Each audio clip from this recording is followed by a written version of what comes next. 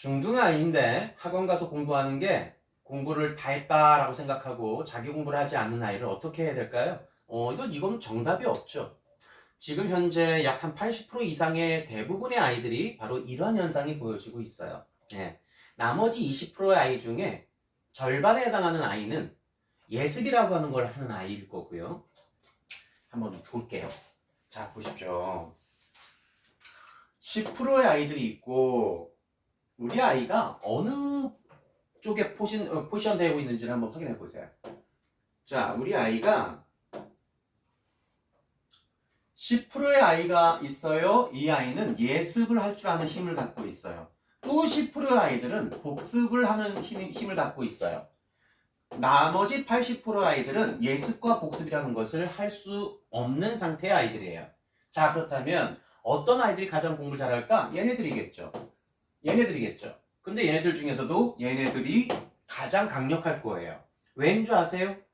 예습이 된 상태에서, 즉 예습이 됐다고 하는 것은 자기 공부거든요. 무엇을 해야 될지를 알고 있는 거거든요. 예습이라고 하는 것이 됐을 때 학교 수업은 복습 1, 학원 수업은 복습 2, 과제물은 복습 3, 인강은 복습 4. 예를 들자면 이렇게 밸런스가 잡히는 거예요. 자연스럽게. 그래서 복습을 굳이 안 해도 나도 모르게 자연스러운 플로우가 만들어지기 때문에 시간 관리라는 것이 아주 기가 막히게 잘 잡히죠. 자, 그런데 중요한 것은 요 10%의 아이들, 복습을 해야 되는 애들이 있어요. 복습형 아이로 10%의 아이들에 해당하는 애들도 있어요. 정말 이 아이들은 우리가 소위 말하는 최선을 다하는 아이들이에요. 그런데 정말 죄송하게도, 정말 미안하게도 이 최선을 다하는 아이가 예습하는 아이를 이길 수는 없어요. 예, 상위권처럼 보여지는데, 그래서 우리가 중고등학교 시절, 특히나 고등학교 시절에 정말 이 아이는 우리 친구들, 우리 학교 다니던 친구들 중에 정말 미칠 정도로 열심히 하는 애인데 전교 1등은 한 번도 못 해본 애들 있을 거예요. 줄곧 2, 3등, 3, 4등, 4, 5등 요 언저리에서 뱅뱅뱅 도는 애들이 있을 거예요. 그 아이들이 바로 복습형 아이들이에요. 기본적으로. 네. 왜냐하면 자기 주도력을 발휘 못하고 있었기 때문에 오는 현상이에요. 뭐 그 정도만이라도 충분히 만족합니다. 우리 아이도 만족하고 부모님 나도 만족하고 그런다면 상관이 없어요. 예. 자, 근데 문제는 이제 요 80%의 아이들이 자기 주도적인 예습과 복습을 못한다, 못하고 있다, 이것을 의미하여 이게 하나의 또 팩트예요. 자, 그렇다면 이 아가들은 어떻게 해야 될까? 정말 큰 문제죠. 이 아이들한테 무언가를 막 시키잖아요. 하는 것처럼은 해요. 학원은 잘 가요. 학교도 잘 가요. 잘 갔다 오고 과제물은 하는 둥 마는 둥 하지만 과제물 했다고 하면은 기세 등등해지는 그 아이들이 바로 요 아이들일 거예요. 그걸로 공부 끝. 이거는 기준이 안 잡혀서 오는 현상이겠죠. 이 기준이라는 것은 목표겠죠. 목표라고 하는 것은 우리가 항상 목표의식, 목적의식, 목표의식이 확실한 사람들은 집중력을 발휘하게끔 돼 있어요.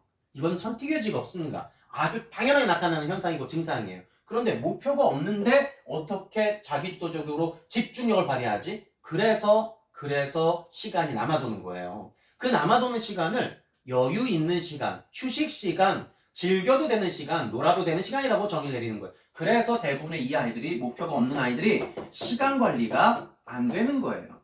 시간 관리가 깨져요. 그래서 이 아이들 자세히 들여다보면 보통 게임하는 시간, 휴대폰 만지작거리는 시간이 최소한 3시간 이상, 3시간 이상, 5시간 이상 될 거예요. 예. 우리 고등학생 아가들 중에서도 고1, 고2인데도 불구하고 하루에 휴대폰 이용 시간이 3시간, 5시간 이상 넘어가는 애들 보면 와, 어떻게 손댈 수 있는 방법이 없어요. 예, 그렇게 굳어진 거예요. 그렇게 루틴화 잡힌 거예요. 그렇다면 고등학생이 아닌 중등이기 때문에 지금 질풍노도의 시기인 바로 요 중등 시기이기 때문에 다른 시간은 아니더라도 휴대폰 만지작거리는 시간을 최소화시키는 데 초점 맞춰야 돼요. 휴대폰 만지작거리는 시간을 최소화시키고 그 시간을, 그 휴대폰에 쓰는 시간을 다른 시간으로 전환시켜야 되는데 대부분의 우리 어른들, 부모님들의 마음은 그 휴대폰 시간을 공부 좀 했으면 하는데 사실은 그 바람처럼 되진 않죠. 네. 그래서 그때 가장 기분 좋은 방법은 이 목표를, 어떠한 목표를 둘 것이냐에 초점 맞춰야 돼요. 예, 일전에 게임 중학생인데 막 게임 그냥 노래 부르는 애들이 있어요. 그래서 엄마는 진짜 속 터지죠. 그런데 저는 솔직히 1년 동안 거의 1년 동안 이 아이 게임 미치게 하라고 제가 오히려 독려해 준 적도 있었어요. 왜냐하면 세상은 모든 것들이 총량 싸움이라고 그랬죠? 총량, 게임도 총량이에요. 총량에 다다르면 그때서부터 재미가 없어지거든요. 그렇다면은 게임을 못하게 하는 것보다 더 빨리 많이 해놓게 한 다음에 빨리 멈추게끔 해주는 방법이 가장 좋다라고 저는 판단이 서서 그런 아이들은 할 수 있는 것만큼 충분히 해. 충분히 해. 그런데 솔직하게 한번은 얘기해줘. 슬슬 게임이 지겨워지고 재미없어지고 의미가 없어진다라는 이 느낌 같은 느낌, 시간이 아깝다라는 느낌 같은 느낌이 온다면 그때는 재빨리 얘기해줘. 그러면 그때서부터 네가 무엇을 해야 될지 이거는 선생님이 좀 도와줄게 라고 이제 그렇게 시작을 하거든요. 그래서 자기 공부를 하지 않는다. 일단은 관심사가 무엇에 두고 있는지를 먼저 확인을 해보셔야죠. 그래서 무엇에 초점을 맞추고 있고 무엇에 시간을 가장 많이 쓰고 있는지를 먼저 확인하는 시간을 갖고 그 시간을 어떻게 다른 시간으로 전환시키느냐, 이것이 이제 핵심 포인트, 코칭 포인트예요. 자, 그렇다면 이때는 저는 진로라고 하는, 제가 누누이 강조하지만 이 진로, 목표의 기준점은 진로거든요. 이 진로가 무엇이냐에 맞춰서 그것이 글이든 음악이든 영상이든 TV든 영화든 책이든 어떠한 거든지 연결을 지으려고 하는 그 애씀의 시간을 좀 가지려고 애쓰긴 해. 서로 협의하긴 해요. 그래서 그렇게 한번 접촉을 해주는 게 우선이지, 그 우선 과정이 이행이 되었을 때 선생님 저 이거 진로 목표 이쪽인 것 같아요. 이 기준점이 잡혔을 때 왜 공부를 해야 되는지 그 시간적인 확보 그리고 그 쓰임 어떻게라고 하는 그 쓰임 그때서야 맑게 알아들어요.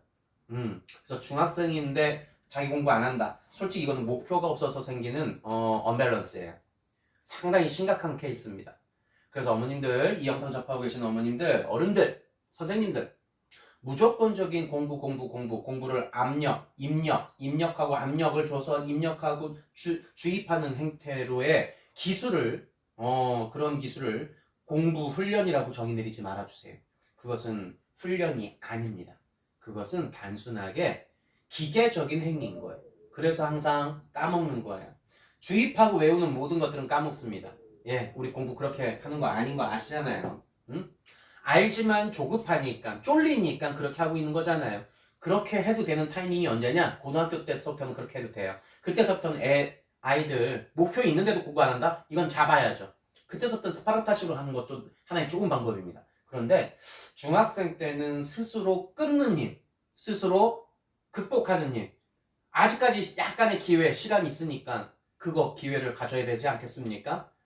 아이들이 스스로 끊어버릴 수 있게끔 어떠한 시간에 가장 시간을 많이 쓰는지 할애하는지, 그리고 그거에 대한 만족도가 얼마나 높은지 낮은지 그런 거 체크하면서 서서히 줄여나갈 수 있게끔 유도하는 것이 가장 좋은 방법이 아닐까 싶네요. 쉽지 않은 질문이었던 것 같습니다.